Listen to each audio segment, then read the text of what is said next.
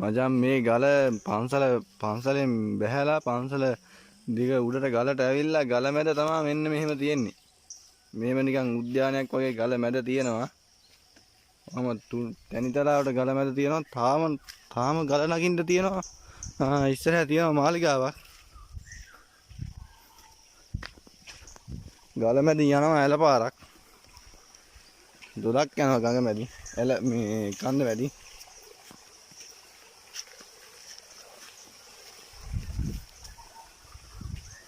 මේ ගල මැදේ තමයි මේක වට වෙලා තියෙන්නේ මේ උද්‍යානය වගේ එක. තාම ගලට නැග්ගේ නෑ. තව ගල ගොඩක් තියෙනවා උසට නගින්න.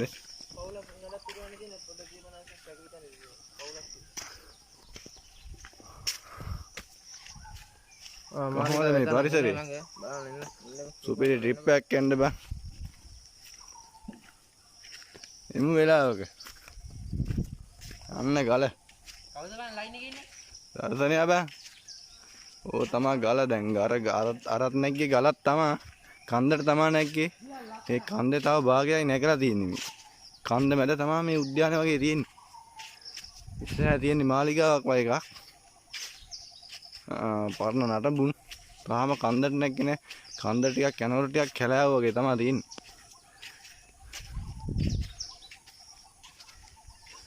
විදවසකෙමු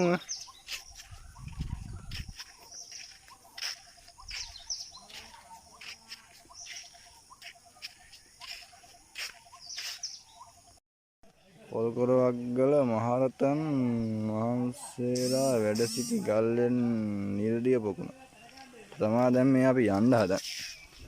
ඔන්න මේ උද්‍යානයේ ඇතුළ දැන් පොකුණ තමයි ඉස්සරහින් තියෙන්නේ. ලස්සන පරිසරයක් ඇත්තටම.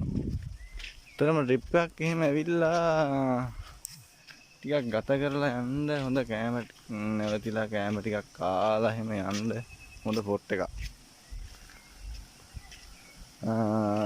මේ තමා පොකුණ. ඉන්දිය පොකුණ. මේ තමා ගල මැදින් එන මේ කන්ද මැදින් එන දිය පොකුණ. නෑ දිය ඇල. මේ ලස්සනට වතුර පාර ගලාගෙන යනවා. මේ තමා පොකුණ. දැන්නම් පොඩ්ඩක් අපිරිසිදුයි. දැන්නම් පොඩ්ඩක් මේ පොකුණ පොඩ්ඩක් අපිරිසිදුයි. ඒක පෙරණි පොකුණක් ඉතින් මේක.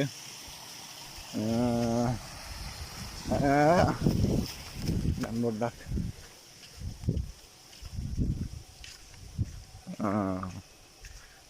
අත්‍තරම කිව්වොත් සුපිරිම පොට් තියෙන්නේ මේ. පොඩක් හිතාගන්න බෑ මේ වගේ පොට් එකකට මේ ඉන්න පුළුවන් වෙයි කියලා. වෙයි ආවා. සුපිරි. මොකද මේක? තරම් මේ ෆෝන් එකෙන් මෙහෙම මම වීඩියෝ කරාට ඊට වැඩිය මේකේ ලස්සනක් තියෙනවා. මේ ෆෝන් එකේ විදිහට නෙමෙයි. ෆෝන් එකට වැඩිය අත්‍තරම් මේකේ ලස්සනක් තියෙනවා.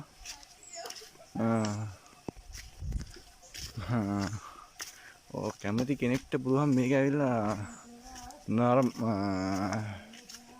ඒ කියන්නේ